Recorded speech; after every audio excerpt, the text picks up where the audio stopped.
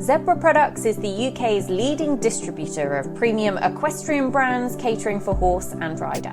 From Veridus, Amerigo, Sprenger, Akeep, Uvex and many more leading brands, Zebra's impressive portfolio includes clothing, saddles and accessories, boots for horse and rider, care products, horse rugs and helmets. Head to zebraproducts.co.uk to see where you can purchase their products from, which will help you stay ahead of the herd. Oh God, it's so exciting. Happy Hail Bob Day. It is a happy Hail Bob Day. Hello, the Curse of Dam. It's the best finishing score we've seen at 5-star level. That was our elo coming into the competition. Eventing Manager is back. Best show that we have, Alphabetti Spaghetti. Looking forward to seeing quality horses. Still a great day for Ireland. Thank you very much for coming on the show. I mean, you're a bit of an eventing geek just like us. And it's time to get on with the show. Hello and welcome to another Zebra Products special. And this is a new product that I think is genuinely game-changing. I think it brings equestrian sports right into the 21st century to catch up with other sports where everyone is wearing heart rate monitors and all sorts of wearable devices, giving them all sorts of valuable feedback and data. And we know, look, anyone who follows Equi Ratings know that we have gone that route and we know the power of being able to measure performance, because that is truly how you can then manage and improve performance. But this is beyond what Equi Ratings can do. We just look at results. This is, for me, it was actually a kind of a dream at one point that I said to Dirham. I said, if you could measure takeoff, where the stride pattern to a fence and where you're taking off from, that would be huge, because I came out of my second world championships and I had another bad round of show jumping, and I was looking at my round and it was messy. That I was taking different takeoff points to different fences. It was hard for the horse to get into a rhythm and to keep a regular jump, because I wasn't giving him a regular ride down to the jump. And then I trained pretty hard for 4 or 5 years. I feel like it's slipping a little bit now, but now that I have the Alogo sensor, I'm going to be able to get back training with more purpose than ever. And it's a great pleasure to introduce the creator of this cool new product, David Dion. David, welcome to the show. Thank you, Sam. I'm happy to be here. Yeah, well, I'm going to take the listeners on all sorts of angles here. I want to talk in detail about the product and the value that it adds. And I think for me, how it is going to completely change how we train in the sport. But I want to start a little bit. The first thing I'm going to do is I want to introduce you as a person. You're also a rider. And how did you ever come to think about even creating this product? Yes, so I'm coming from the show jumping world, I can say. So I've ridden until the highest level, 5 stars competitions, such as CHI Geneva in Switzerland, that you may know. It's a 5-star. I was also part of the Swiss show jumping team in junior, young rider, and elite, and I have also competed to several Nations Cup. So this is really the idea came really from a professional rider that I always wanted to be able to visualize some feelings that we have when we ride or when we jump, especially the feeling that you have when your horse is jumping sometimes a bit too flat, sometimes a bit too high, and I really wanted to visualize this thing. And this kind of feeling leads the whole development of the product, because we call this feeling in data the real trajectory of the jump or the strides. And having a list of this kind of features that I wanted drive the development of the product. So that means that we came from feelings, needs from the riders, and then we say, okay, now we need to create the technology, we need to create the algorithm and the product to be able to see this kind of data. I think you're hitting the nail on the head in terms of the way I would look at a sport is I think in life and in everything, we make things really complicated. And actually they can be far more simple. And when I did make a big change to my show jumping, it was because I tried to make it really simple. And I said, look, all I have to do is jump over these fences. And as you say, now we're thinking about trajectory, and you need the highest point of the jump to be where that pole is to give you any chance. If you ride too close to the fence, you're going to make it too difficult. If you're too far off the fence, particularly if it's an oxer, you're going to, again, make it too difficult because you're messing with the trajectory. And then if you can, and I know it sounds too simple, and we're always talking about, balance, and, you've used the word feel there as to where we start. Like, there are so many things, the quality of the canter and our position and the horse's technique in front and behind. There are a lot of ways that we can make it quite complicated. But there's also a lot of power in simplicity. And then there's huge power in being able to, as you say, visualize and actually see the evidence of what you've just done.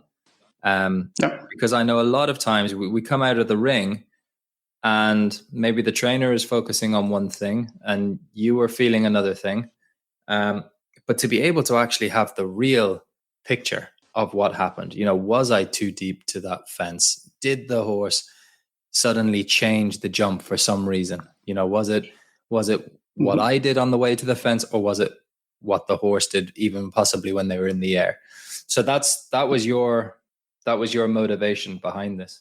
Yes, exactly. I always say that as a rider, we feel the horse, but we don't see from the outside. But the coach or the trainer sees from the outside, but they actually don't feel the horse. In a way, yes, but not as a rider.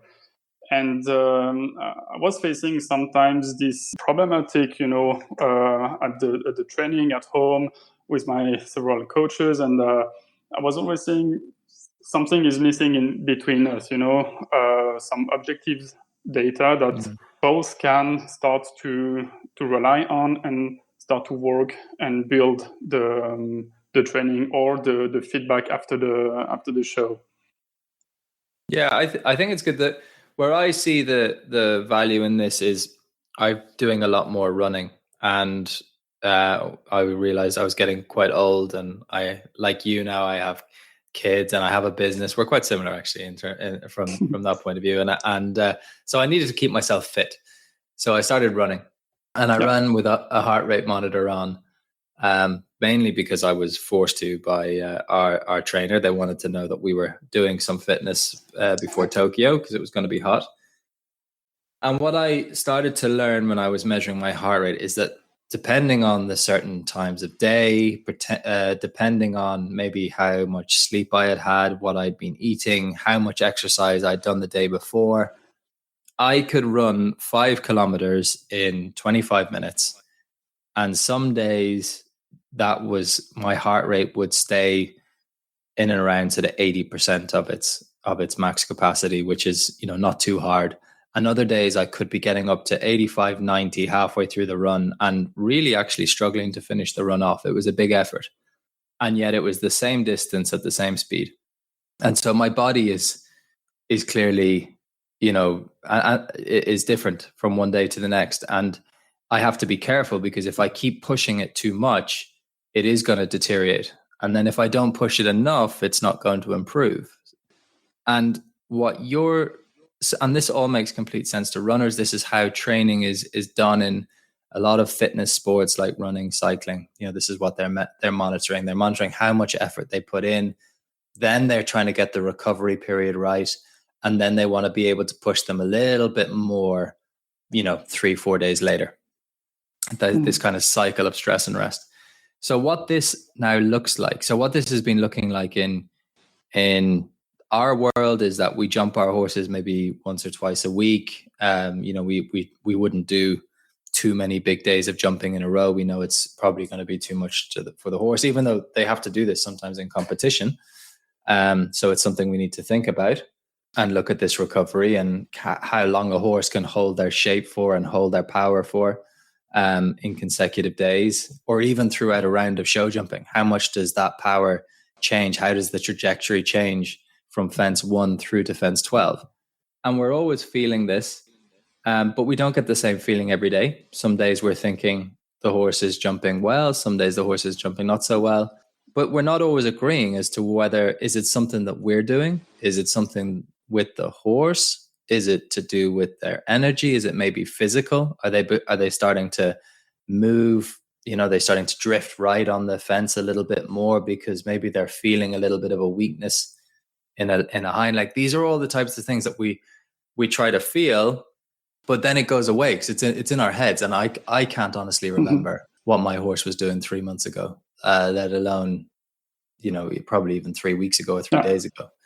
So you measure all of this now: the trajectory of the jump, the length of the stride, even the horse's angle from whether they're a little bit on the forehand or not, or whether they're going drifting left or right on the fence. So talk to the listeners and tell them about the product, because it's amazing how many things it does actually measure. Yes, thank you. So exactly, we measure every angles. So the front, back, left, right, straightness. Left, right, balance, straightness. We have the speed. We have the cadence, and we have the same for the jumps, so the length and height of the jumps, the trajectories, and there is no limit in time. So that means that if you record 1 minute, you can record 1 hour. You can pick the stride that you want anywhere during the session that you have recorded. And then we can also extract other data out of those basics data. We have, for example, the energy consumption that we have added a few weeks ago. And with the energy consumption, we are working now on efficiency of the horse over the jump, to know if the horse was more efficient or less efficient depending on the fence. So we have also the path mapping in a very high accuracy way. Just a short sentence about the accuracy. We have done a scientific validation with the lab, University of Zurich and University of Sweden, where we have compared our sensor with the Qualisys system. The Qualisys, I don't know if you know it. It's a high-speed camera that you install into an arena, and you put some markers on the horse, and you have a 3D representation of the horse. It's like the movies Avatar or Star Wars movies. So we have done this exercise with 11 horses. And then we have put the sensor on it, only one Move Pro. The horses were full of markers, I think it was 13 or more markers, on the head, on the legs, on the riders as well. And we have conducted this scientific validation in order to prove the high accuracy of our data. So the official report will be available in a few months, but the first results are really, really good. So we'll be happy to share those with you as well. The creator going into the straight into the science and the validation and things like that. But it's really important. I mean, that's what that it is. Exactly. It's very important to have that done. Exactly. I mean, we like the fun stuff, and we just like playing with it and seeing that. Like my warm up before going to a European Championships, the day before, I was doing 3 or 4 different canter sets up and down, and I was just straight back in going, okay, it was only 2.9 meters when I was having a gentle canter, and then it was 3.5 meters, and then I was getting up to 4 meters, which is what we walk. I mean, I'm going to go into just how useful this is, but I don't want to interrupt you into your flow. But thank you for the science bit and the validation bit. I think it's like you said. I think it's important because in a way, when we measure the horse or the rider's performances, we judge.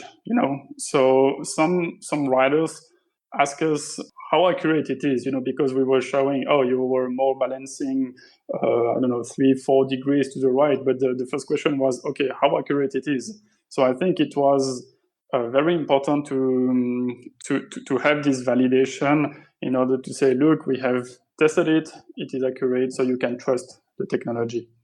That is good.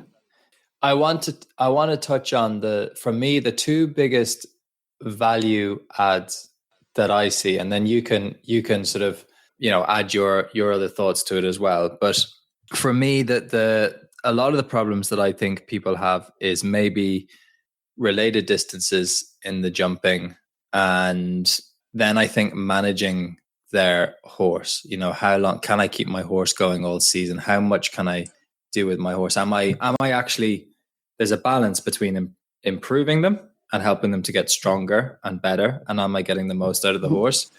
And then there's not pushing it too far. Am I dragging out my season too long? Should I give them a break? So I'm going to cover these 2 points: getting better as a rider and managing your horse better. And what that might look like for you, if you're a listener right now, is, chipping in strides in combinations, or struggling with, maybe getting quite fast down related distances because, if there's a 6 stride distance, I'm just going to do 7 strides. But if there's a 4 stride distance, I'm just going to end up going a bit fast to get there. And basically what is happening is that in order to get this 12-foot canter, which is what the course designers are measuring on, you are having to use speed in order to get the horse's stride longer. You're asking the horse to basically go faster as well, and it's flattening then the trajectory of the jump. And what you need to do, and what your coach is probably telling you to do, or they should be telling you to do, is to help with the horse's suppleness, so that the horse can get to that 12-foot canter that they need in the ring, that they need for the combination fences in order to do the 1 stride distance or the 2 stride distance, and then the related distances regularly, so the 4 strides and the 5 strides, which is in every show jumping course. That they need to be able to do that without really accelerating too much and flattening the jump. And you can now measure that. You can now get daily feedback. You can now train in the way footballers take penalty kicks time after time, and tennis players serve a ball over a net hundreds of times, and golfers put a ball into a hole hundreds of times. We, I think, in equestrian sports are a little bit guilty of training without purpose. And I think we should repeat these exercises a little bit more and have the validation and the feedback. And it's hard to get that. If coaching is expensive, paying a trainer all the time is expensive, you're still going to need a coach. But you might actually be able to train every day. And this is, again, a totally new concept, because most people maybe train once a month, maybe twice a month, maybe once a week if they're really lucky. But a lot of people I know only train maybe once a month or once every couple of months with a trainer. Now you could train every day with this feedback that shows you, yes, you're improving that stride length, or yes, you are keeping that straightness on your horse more. And I know people are thinking, well, I know I'm not doing it well enough, and I know what my problems are. And that's like saying to a business, I know I need to make more money, so I'm not going to look at my accounts. I'm not going to look at my profit or my loss or my sales or my expenses. I'm not going to look at all of the details of my business. I'm just going to try and make more money. We don't do that. Our brains, we're always trying as hard as we can, but without focus, without actually looking at the evidence on a regular basis, we are not going to focus on our and really improve our performance and really train with much more purpose. We need that reminder almost daily. You don't have to put yourself under that much pressure to do it every single day, but I would encourage people. And I'm guilty myself. I know how hard that is to do it, but I know the reward as well. And I'm suffering it right now. I mean, my own show jumping this year has not been as well. We're busy, we make sacrifices, and the whole has been in my training. I know that I haven't trained with the same purpose because of lockdown, because of COVID and things like that. And getting into the habit of training, and this tool, I just think, to be able to do it at home, to not have to rely on having the access to the coach all the time. And the coach could actually help you with it. We could be having a call like this.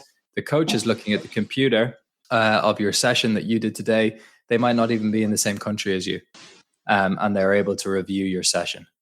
And it's so powerful. It's absolutely the future. There is no way, when we look at how other sports train, there's no way that in 10 years' time, we don't all have wearable devices on our horses, and this is the device, and you can start it right now. So I think that is amazing. Agreed, Dave. I mean, I feel like I'm selling your product for you, but that is what makes me so excited about it.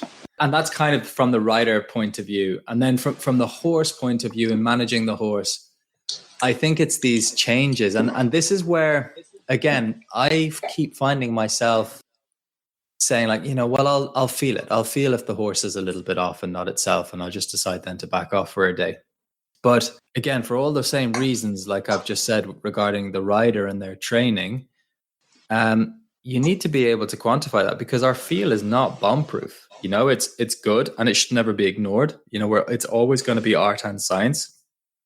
So we never ignore it, but we should be able to, I think, measure the improvement in the horses. How often do we say, oh, the horse is really getting stronger? Well, can we actually see the evidence of that, by how much? And then maybe when we see that actually the horse's trajectory over jump has gone from where the max height of the jump, you might only be jumping a meter, but the horse might be jumping 1.35 meters, whereas they were only previously jumping 1.10 meters. So they were only just clearing the jump. Now they're clearing it by more.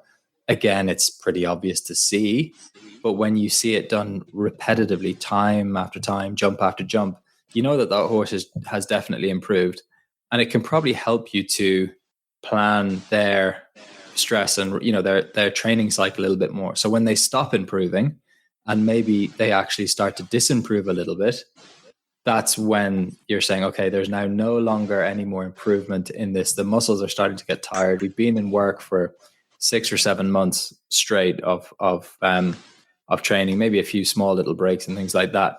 But now it's time to maybe just to really have a quiet month. So that's it from the horse's point of view. Yeah, thanks a lot for this, and I totally agree with you. And I would like just to add maybe a few things about that. So how I use also the device on my own horse is that I think the key, like you said, is to repeat and try to have the horse repeat the movement, or having a jump regularity score that is close to 100%, so that the horse repeats its movement. And how I do is that I use the sensor every day, and then when I have the show jumping, I try to see how it was, how was the competition, and then if my plan was good because the show was good, then that horse is jumping perfectly with this kind of setup, before the competition, for example. The idea is also that what you try to achieve is to repeat, your own recipe to succeed. So to have a successful show. So I have listened to another podcast about sleeping, because I have a sleep tracker also with me. Yeah. And the guy was saying an interesting quote. He said, "What gets measured gets managed." So I think it's exactly the same for us, because for example, if you have a horse that gets injured, maybe, or that you weren't sure that the horse was good, so just check the data, come back in time, and then you can start to investigate. Where the horse started to be different. But if you don't measure anything, and then you have the horse that is lamening, for example, then you cannot guess. You just guess, and you cannot do anything to avoid it next time. And this brings me to a new feature that we will be delivering by the end of the year. It's the automatic injury detection. So that means that we have new algorithm and machine learning algorithm that can first detect the horse automatically. So if you have 5 horses, we can automatically say which horse it was, without touching anything to your phone or to the device. But we can also automatically detect the rider. So if it was you, your groom, I don't know, your wife riding, or your friends. Then the third step is to automatically detect the regularity of the horse. For example, if the horse is not so regular in the front right limb, upper level, lower level. Today, this is not in place. This is currently in beta, but it will be available later in the year. But at the end, what I wanted to say is that it allows me to get more reassured myself, when I finish the training or I don't know, the competition or the jumping training. And I had sometimes a bit, I don't know, bad feeling. You say, oh, maybe the horse is a bit tired, maybe the stride is a bit shorter today, a bit flatter. But then I look the data and I say, oh no, actually that was like the day before or the 2 days before, and the horse was quite consistent. And this is exactly what you said before, that it's good to have feelings, but sometimes you are not really sure. So I think it's a very valid point to have this kind of data to get a bit more reassured about also the choice that you make. If you change the bit, if you change, I don't know, the spurs, you change something, but then you want to see the influence of it. Yeah, it's a good point, because I mean, our feelings are all relative. I think when we haven't ridden ourselves for a while and we get back on a horse and we jump them, that it can feel, particularly if it's a good horse, it feels really good because you haven't been there for a while. And then if you do the same for a few days, maybe it doesn't feel quite as good, but actually it's just normal. You're just getting used to it. So again, as you say, having the validation, I really like the concept of being able to measure your recipe for success, like a cook. It is quite actually scientific. The chef doesn't say, take that piece of steak there and put it on the frying pan and, maybe cook it for 2 minutes, maybe cook it for 4 minutes, see how you feel. Like it's a pretty exact recipe. And I know that people will instantly think, horses are different on different days. And yes, like humans, they are, but the real proper performance is that you actually are so well prepared, and you have so much detail behind your training that you are able to ensure that they will feel the way you need them to feel on the right day. That is how the best people in sport win medals on the day that matters. That is what tapering is about. Exactly. So that they, when they're building up their whole training plan, that they're in low level work a few months out, then it's medium work, then there's a really intense period of work, and then they're backing off a little bit before the competition. And that's other sports, and we can catch up. And I think a lot of people are listening to this podcast going, wow, is this just a concept? Like, this sounds amazing, but this is real. Tell us, David, about the European Championships that have just taken place in eventing in Avanche. I think the first thing that I want to point out is that we've been talking quite sort of about the show jumping side. I think that's where a lot of the examples have come from. But even with injury detection and the symmetry and the stride length and the sort of the power aspect of the stride, there's a lot that could be used in dressage. Then obviously we did this study in the cross country as well in Avanche. So I'll let you take over the reins on this one. Yes, of course. Thank you. The device can be used in show jumping, but also cross country and dressage, like you said. In Avanche, we have conducted a scientific study in collaboration with the FEI Eventing Risk and Management and Steering Group in order to improve the safety of the horses and the rider during cross country. So the beginning of this study started last year in 2020, where the Swiss chef d'équipe and team vet Dominic Berger called me because he has a plan to conduct a 3 week masterclass. He called that. During the coronavirus pandemic, the lockdown in Switzerland, we couldn't make any competition. So he organized 3 times at the same place, at the same level, with the same Swiss riders, some big trainings like eventing competitions. So we were there for the three events. We have collected the data in collaboration with the ISME, University of Bern, Switzerland. And that was the first step to, the first part of this kind of study. And then the second part was this year in June, where there was CCI 4-star short international competition at the same place in Avanches, and the European Championship in September last weekend. And we were also there in June. And now this study that we are talking about, we took the knowledge that we got last year in 2020, and we have improved also the way we collect the data. The first time you do some little mistakes, and then now we were ready this year to collect much more data, and also very interesting data. Then what actually we are doing there? So we put the sensor on horses over the girth, and the idea is to detect the fatigue of the horse during the cross country. Because the FAI told me that now they have changed a lot of things about the fences, how do you place the fences, the ground lines and profiles. Exactly. Yeah. Exactly.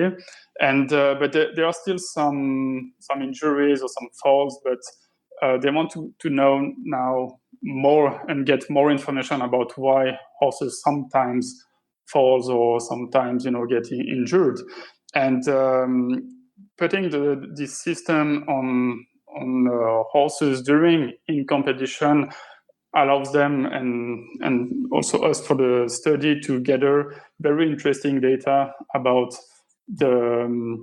what actually happened. For example, if a horse get injured or got out because the judges decided this, allows us to now better understand what really happened, what makes the horse getting more tired at that moment, or how can we improve maybe the course, how maybe can we change the strides between the fences. And few interesting things came out already in June. For example, when the horse getting tired at the end of the cross country, actually the strides became longer, not shorter, but longer, but more flatter. Another thing is that the weight of the horse, front back balance that we have at the end of the cross country, the horses are much more in the front limbs. It can be obvious in a way, but now we have facts and we know that at the last minutes the horse are much more in the front, in the front legs. Another thing, observation that we saw is that at the beginning of the class, the horses were more twisted, on the fence, the straightness was more to the right or to the left, and a bit less at the end. So it brings us an idea that say, okay, maybe the riders at the beginning were more holding the horse, and as they are left or right-handed, the horses were more twisting, in one side or the other side. So this is again some very interesting data to better understand what actually happened during the cross country. I don't know if you have other observation on your side, what you have done last week. I think it's such a massive step forward for our sport to be able to do this. I know when I took my horse, Ballybulger Talisman, he's a young horse, he's a 10-year-old, but he's barely 16 hands. He's a small horse, and he's also very sort of excitable. He loves, he's nearly full thoroughbred. He loves the cross country. So he's got a lot of energy and a lot of class that he can. 10 minutes of galloping is natural to him, where it's not as natural to all horses. But his stride would naturally be quite short, and for him to go fast, he's very good at moving his legs quickly. So he can take a lot of strides per second, but not necessarily cover the ground.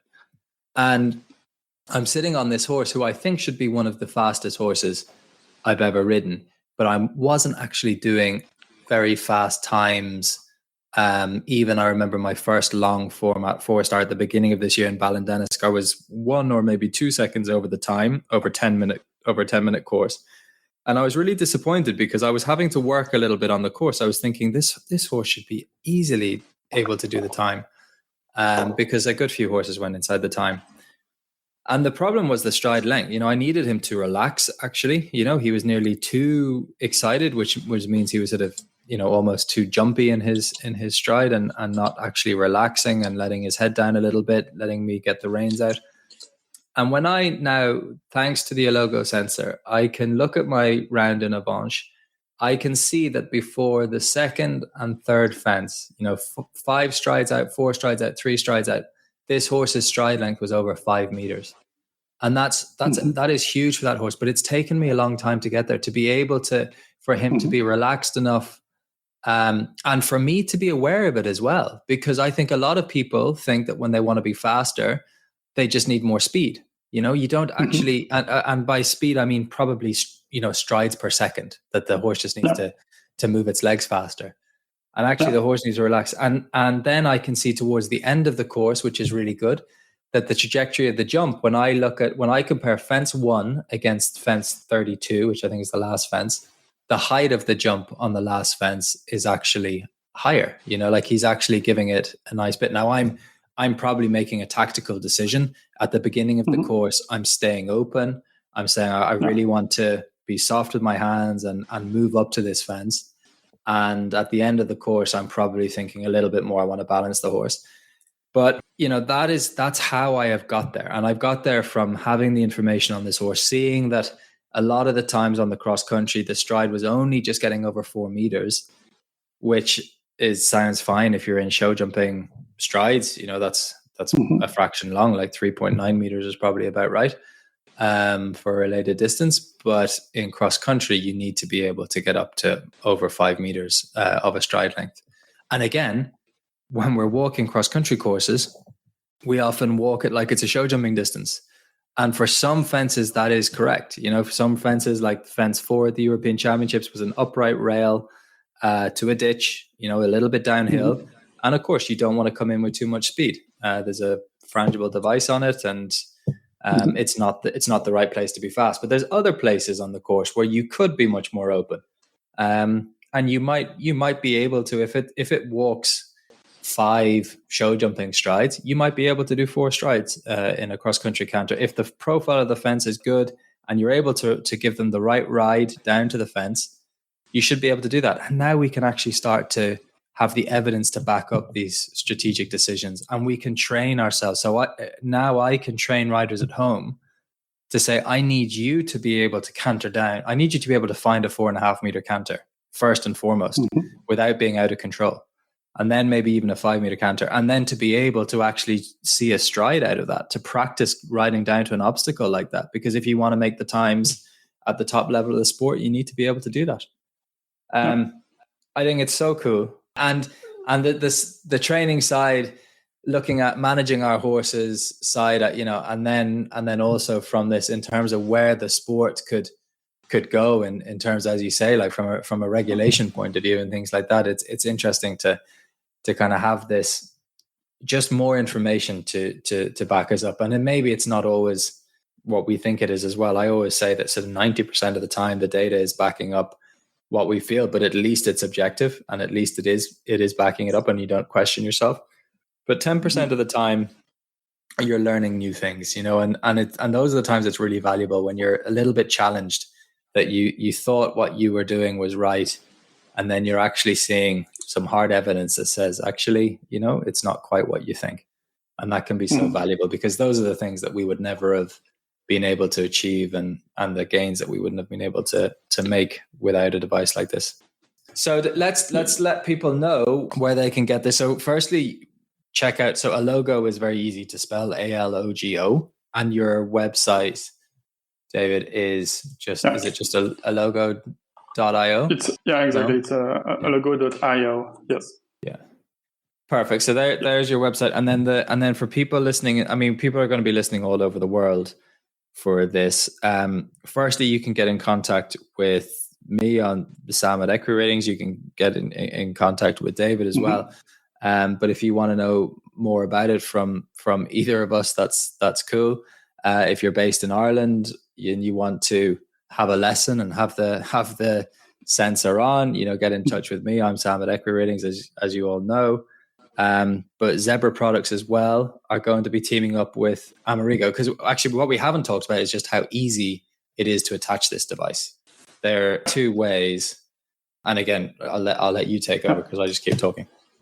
Yeah, no problem. So, very good product. So, yes, to attach to put the sensor on the horse, we provide a sensor holder, that we call it, like that, and it's actually made by Amerigo saddles directly. So we have different sizes. We have 3 sizes. This is one way to fit the sensor to the horse. This sensor holder came with the sensor. So if you get the sensor, you get this holder. But another option is to have an Amerigo girth with an integrated pouch in it. So we have the jumping stud girth. So it's the classic jumping stud girth, but we also have the eventing girth with this pouch inside it. So that's a really good material.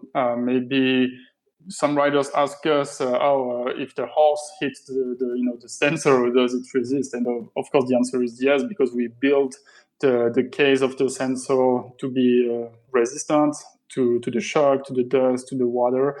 And actually, we were at the European for cross country, and I think it's the best way to test the resistance of the sensor, especially in cross country. So it was a 4-star long.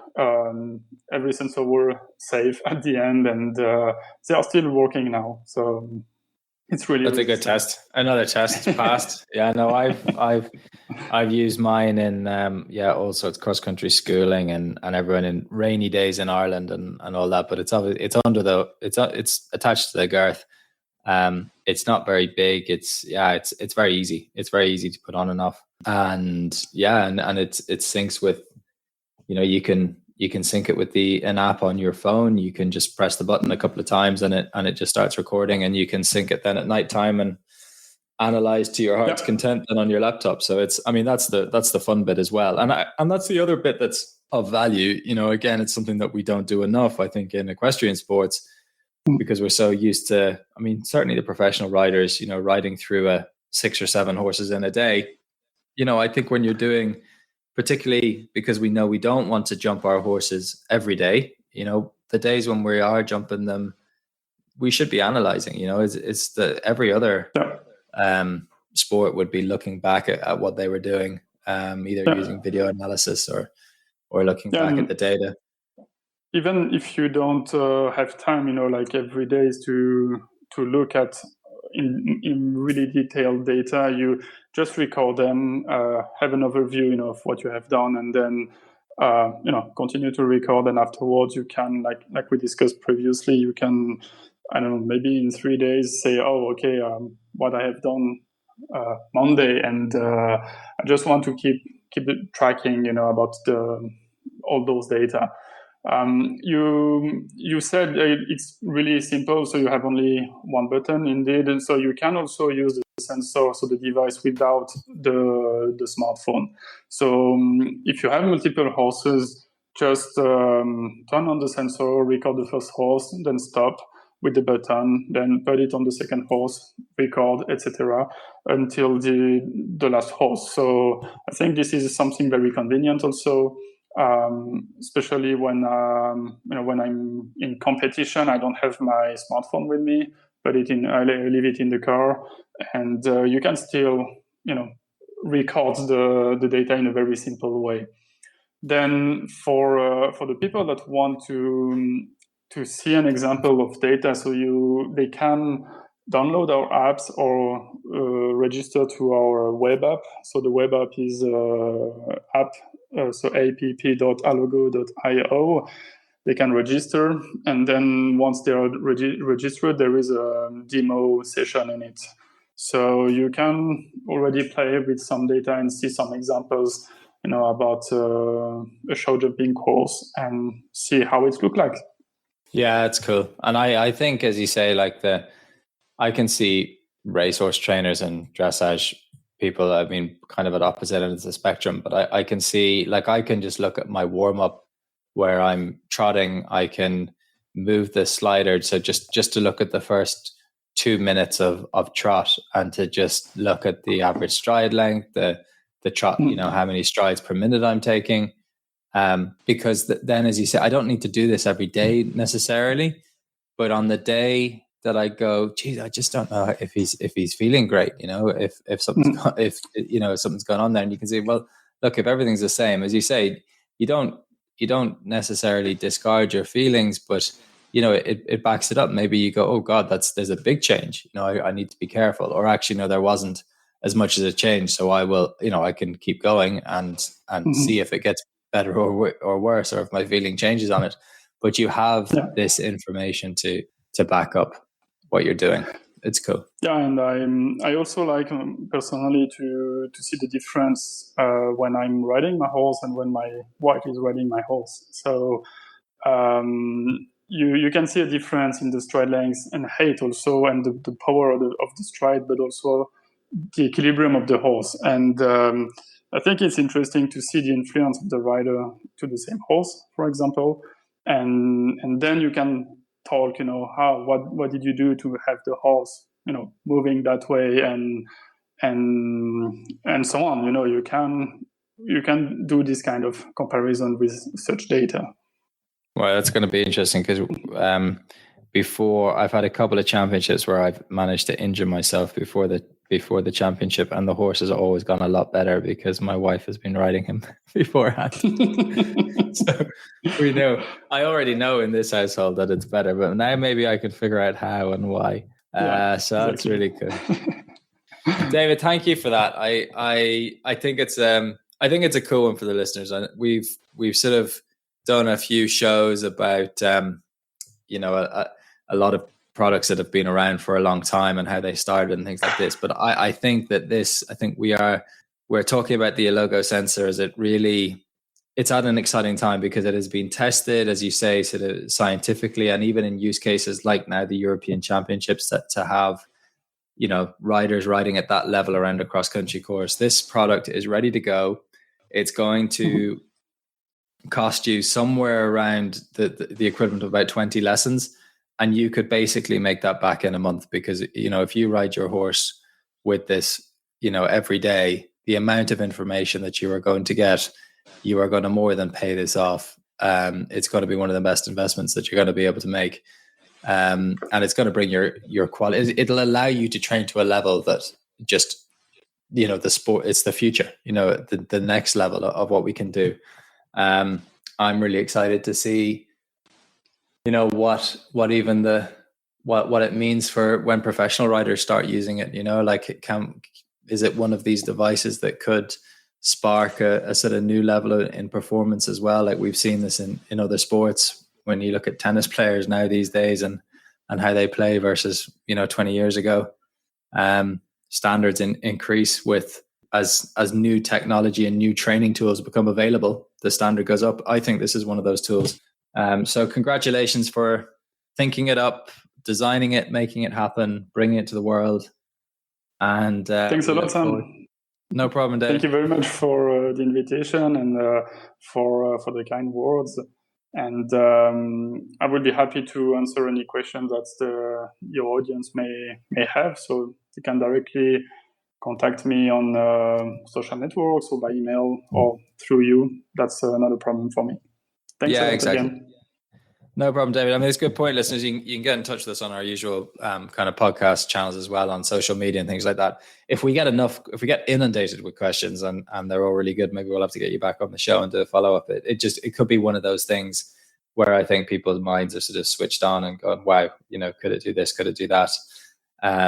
But we'll hopefully be able to answer a lot of them for you, listeners. And I think if you are, look, we're nearly getting towards Christmas, aren't we? So if you need to spoil yourself, your horse, if you're a parent thinking, how am I going to get my kid to the next level? this is Exactly. a tool that you absolutely need. Very good. Yes, indeed. All right. Thanks. Thank you very much. No problem, David. Yeah, we will see you again soon. We'll talk to you again soon. Yeah. See you again soon. Thank you. All right. Bye-bye. Thank you, listeners. We'll talk to you soon. Goodbye. Thank you for listening to the Equine Eventing podcast. Have a wonderful day, everybody. And I look forward to having you back with us soon. Don't forget to follow us on Facebook and Instagram for more. Listeners, we'll speak to you again soon.